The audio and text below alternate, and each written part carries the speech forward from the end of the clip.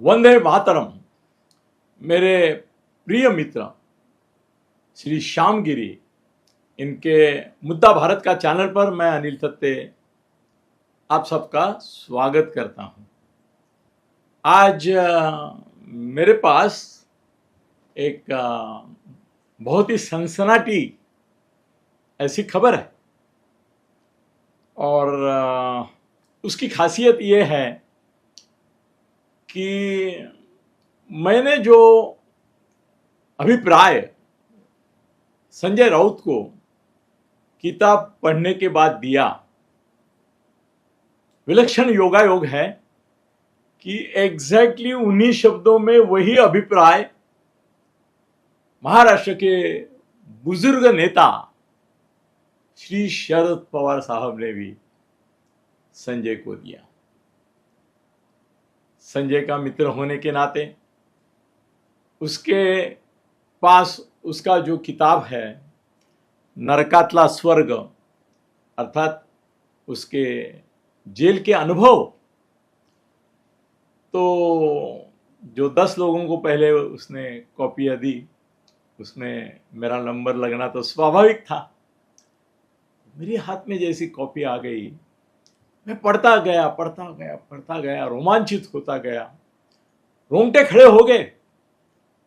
मैं बोला, संजय जैसा एक विचारवंत, ज्ञानवंत, प्रज्ञावंत, शैलीदार संपादक, वो भी सामना जैसे बाला साहब ठाकरे द्वारा स्थापित दैनिक का संपादक, अगर इस प्रकार की वेदनाएं, यातनाएं और कश्मकश से गुजर सकता है, तो आम जो जेल में जाते हैं उनकी हालत क्या होगी, यही सोच रहा था। और किताब के पन्ने जैसे जैसे वो उलट रहा था, वैसे वैसे मेरे मन में ये धारणा निर्माण होने लगी कि भाई ये किताब तो बैन हो जाएगी।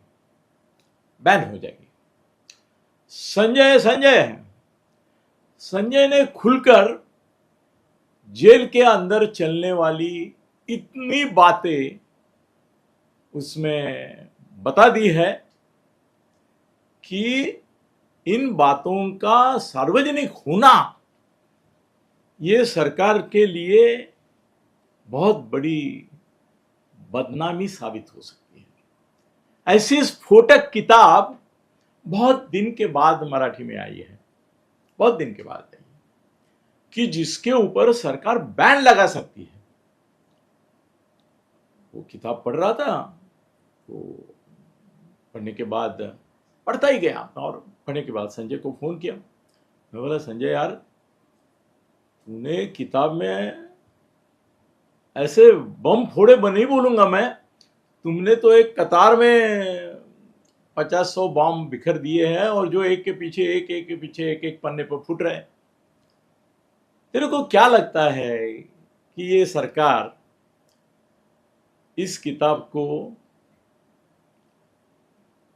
रहने देगी, मार्केट में लोगों के पास पहुंचने देगी?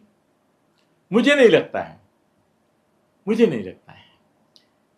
इस तरह से तुरुंग में जाकर, कारागृह में जाकर कोई बाहर आता है और अंदर की पूरी भ्रष्टाचार, दुराचार, अनाचार, इसकी टिप्पणी पब्लिश करता है पूरी, और वो भी विश्वसनीय नेता तुम्हारे जैसा, तो सरकार की तो धज्जियां उड़ जाएंगी इज्जत की। मुझे नहीं लगता ये किताब लोगों तक पहुंचेगी। तो कल तो वो बोला कि देखते हैं, पॉसिबिलिटी है, तुम बोल रहे हो ऐसी, देखते हैं।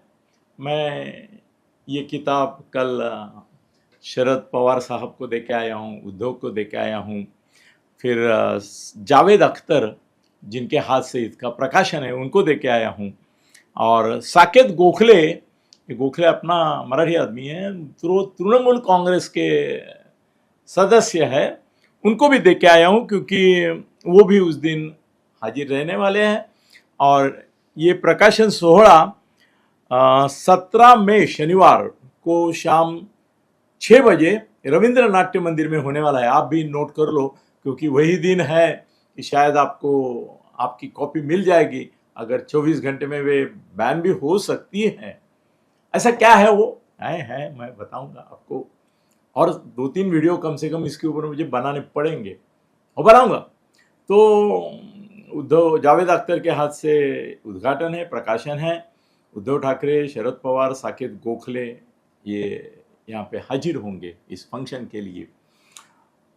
और मजा आता अगर फडणवीस जी को भी बुलाया होता, मगर फडणवीस या कोई भी महायुति का नेता नहीं आएगा, क्योंकि जिस तरह से संजय ने धज्जियां उड़ाई है पूरे जेल यंत्रणा की, मंत्रणा की, रचना की, गुनहगारों की गैंग्स किस तरह से वहां पे पनप रहे हैं, किस तरह से पैसा रिश्वत देके पूरा जेल चलाया जा रहा है, एक पैरेलल कोई इकोनॉमी चल रही है वहां पे।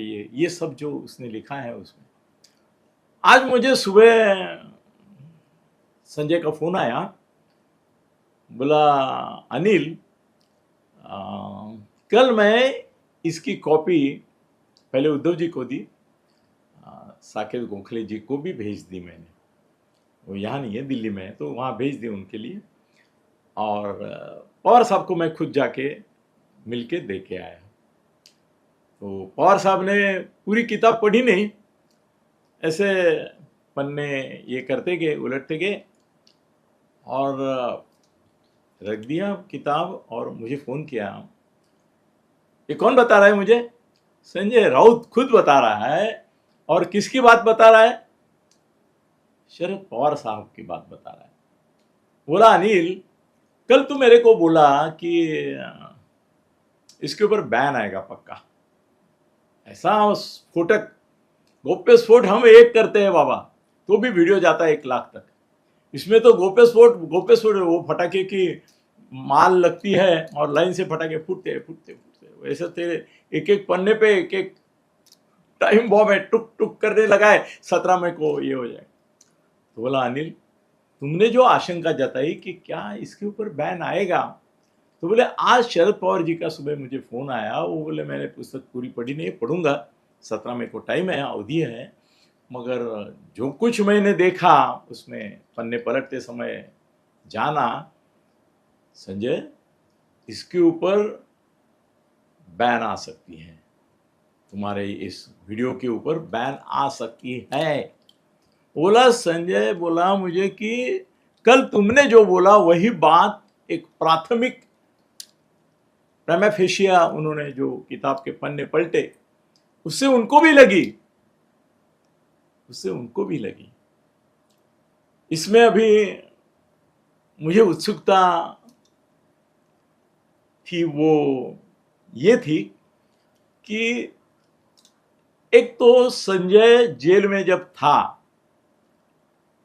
तो सामना के अग्रलेख आते रहे, उसका रोक ठोक भी आता रहा, रविवार के दिन जो आता है वो भी आता रहा। तो उसने वो जो सब्जेक्ट है कि पैसे बड़े आर्थर रोड के जेल की दीवारें लांघकर ये सामना के ऑफिस में कैसा पहुंचता था, उसका उसने खुलासा उसमें किया है, जो शॉकिंग है। और एक बात है कि मुझे मालूम था, इसमें से थोड़ा थोड़ा चीज मालूम था, मुझे इतना स्फोटक है ऐसा मालूम नहीं था कि महाराष्ट्र के अनेक बड़े मराठी उद्योगपति उसको आर्थर रोड जेल में मिले, जो सालों से सड़ रहे हैं वहां पे, सालों से सड़ रहे हैं। और उनका अपराध अगर क्या है तो यही है कि वो मराठी है, और उनके ऊपर जानबूझकर एक ट्रैप कुछ नेताओं ने राजकीय वैमनस्य के कारण रचा और उनको फंसा दिया उसमें। तो वो भी अंदर है, उनके बारे में भी संजय ने लिखा है। गैंगस्टर मिले उसको, उनके बारे में भी लिखा है। और कैसे कैसे अनुभवों से उसको गुजरना पड़ा, कैसे शुरुआत में तो उसको लगा कि मैं जिंदा बाहर निकल पाऊंगा या नहीं, क्योंकि हम जैसे मिडिल क्लास पत्रकार जो है minimum style of life style रहती है। कुछ सुख सुविधाएं हमारे पास होती है। बिछाना हमारे सोते समय मिनिमम गरज लगती है, एसी मिनिमम ज़रूरत होती है। कैसे फर्श पर लेटना और उसकी वजह से पूरा बदन भर जाना, बधिर होना, इन अनुभवों से वो आम कैदी की तरह गुजर गया है। वो भी शारीरिक पीड़ा की भी बातें उसने की है। और वहां के जो अलग अलग जाति और धर्म के जो थे गैंगस्टर बड़े बड़े, वो जानते थे कि ये संजय राउत हिंदुत्व का नारा लेके बाला साहब के पद चिन्हों पर अपनी मोहर लगाते हुए आगे बढ़ रहा है। तो उनकी भी एक वक्र दृष्टि संजय पर थी।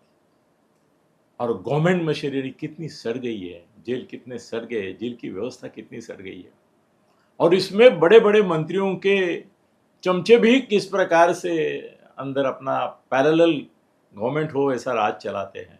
ये सब बातें उसमें हैं जो खुल के सामने आने के बाद सरकार की ये गर्दन जो है शर्म से ही झुक जाएगी।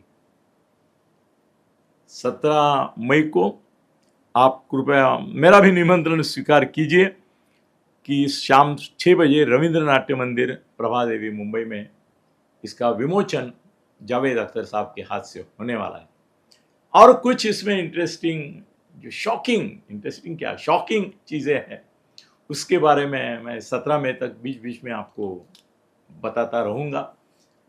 और आपसे विनती है कि ये किताब जल्दी ग्रैब करें। बीजेपी गवर्नमेंट कभी भी इसको ऊपर प्रकाशित होने के बाद बैन लगा सकती है, और मैं जो बोल रहा हूँ उसको शरद पवार साहब ने भी अपनी सहमति दिखाई है। धन्यवाद।